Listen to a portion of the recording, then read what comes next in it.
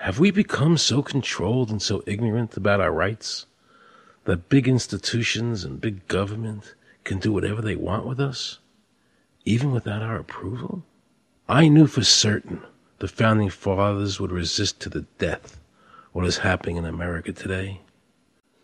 Don't allow these institutions to dictate to us how we conduct our lives. This is America, and we have free choice. We the people have all the power, not the government. Government gets its power from us, not the other way around. Think of all the men and women who died in all our wars, fighting for freedom, not Federal Reserve bankers. Do you think they sacrificed their lives so that Americans can be chipped like a dog? So we could all have a homing device inside us? No.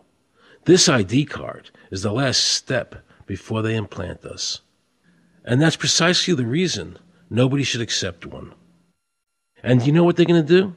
They're going to call in the propaganda machine, the media, and try and sell this as if it were in everybody's best interest. We're working on a product that we have called internally a PLD. PLD stands for Personal Locating Device, which is an implantable GPS for which our company owns a patent. The hybrid of the two of these products, being Digital Angel and Verichip, is what we call PLD. PLD should be in prototype form by the end of this year, by December of 2002, and we are already working with the Food and Drug Administration as well as legislative agencies with these products and ultimately with the PLD.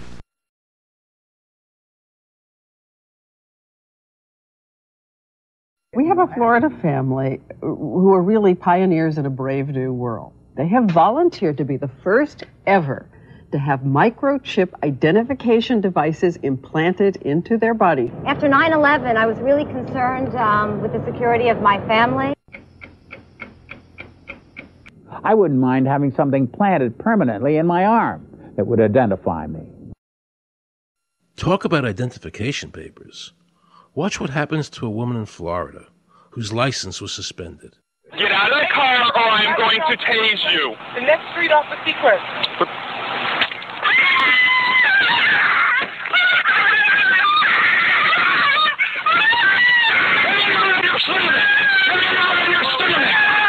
On your stomach. Do it now. Put your hands behind your back. Do it now. Do it now or you're going to get tased again. Do it now. Do it now. On your back. Put your hands behind your back. Put your hands behind your back. I can't. Sure you can. Come here. Oh, got it. You got blood on her. Oh, my God. You tased me and you handcuffed me? Yep, you're under arrest. For what reason? Your license is suspended. All the power is in the people. And to the extent that government becomes alienated from the people, does things that people don't want, power is transferred until you finally come to a police state, totalitarian state, whatever word you want to give it, where the desires of the people really have no consequence. They go out and they vote. Doesn't make any difference which candidate they elect. I'm a programmer. I worked for NASA, worked for ExxonMobil, worked for Florida Department of Transportation. Mr. Curtis, are there programs that can be used to secretly fix elections? Yes. How do you know that to be the case? Because in October, Tom Feeney at the company I worked for in Oviedo, Florida, that did just that.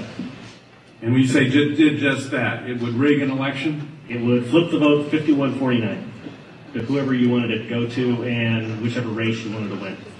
And would that program that you designed be something that elections officials that might be on county boards of elections could detect? They'd never see it. So how would such a program, a secret program that fixes the election, how could it be detected? You would have to view it either in the source code or you'd have to have a receipt and then count the hard paper against the actual vote total. Other than that, you won't see it.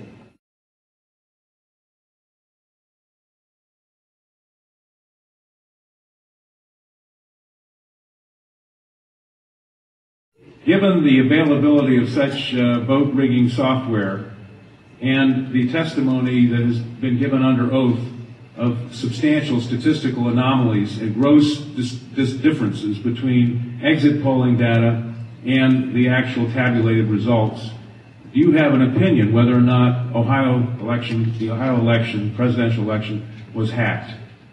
Yes, I would say it was. So in other words, there's absolutely no assurance whatsoever in anything with regard to these machines? Absolutely none.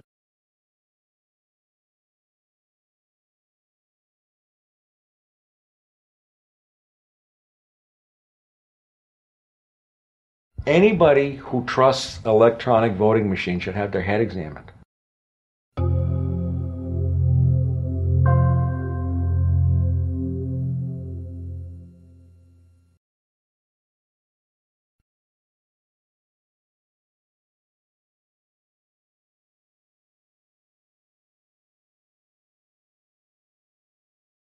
Now we can see a new world coming into view. A world in which there is the very real prospect of a new world order. The new world order will be built, an end run on national sovereignty, eroding it piece by piece, will accomplish much more than the old-fashioned frontal assault. Council on Foreign Relations. We shall have world government, whether or not we like it. The only question is whether world government will be achieved by conquest or consent. Paul Warburg, Council on Foreign Relations and architect of the Federal Reserve System. There's a group that get together internationally and they sort of play God with our money. Do you think that's part of what George Bush said was the one world order? They can't have a new world order only with a world police, military. Right. I think the financial system ultimately is even more important than the guns.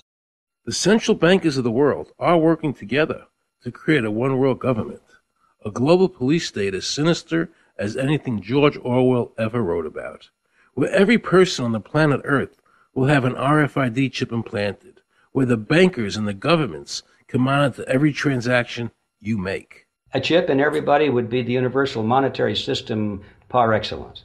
Because there'd be no escape from it. And you'd be totally under the control of those who issue the electronic impulses in that chip. Their strategies are being accomplished through the World Trade Organization, the International Monetary Fund, and the Bank for International Settlements, which is the central bank for all the central banks of the world. Most people don't have a clue that these unelected private bankers actually control the governments of the world. They have financed and profited from every war since World War I without concern for humanity. The war in Iraq is an attempt by the Federal Reserve and their partner, the Bank of England, to control the Middle East and to make it a part of the New World Order. Military men are just dumb, stupid animals to be used as pawns in foreign policy. Henry Kissinger, Council on Foreign Relations. Now let's listen to this quote by Robert Reich, a member of President Clinton's cabinet and one of his most trusted advisors. The dirty little secret is that both houses of Congress are irrelevant. America's domestic policy is now being run by Alan Greenspan and the Federal Reserve. America's foreign policy is now being run by the International Monetary Fund. When the president decides to go to war, he no longer needs a declaration of war from Congress. Dr. Carroll Quigley, professor from Georgetown University, who was also President Clinton's mentor, said in his book, Tragedy and Hope, the powers of financial capitalism had a far-reaching aim, nothing less than to create a world system of financial control in private hands, able to dominate the political system of each country and the economy of the world as a whole. And then President Clinton's Deputy Secretary of State, Strobe Talbot, said, in the next century, nations as we know it will be obsolete. All states will recognize a single global authority. All these supposed free trade agreements, NAFTA, GATT, CAFTA, are truly nothing more than the governments of the world and the central banks working together to create a one-world government. They are not free trade. These treaties are government-managed trade, and they are destroying the American worker.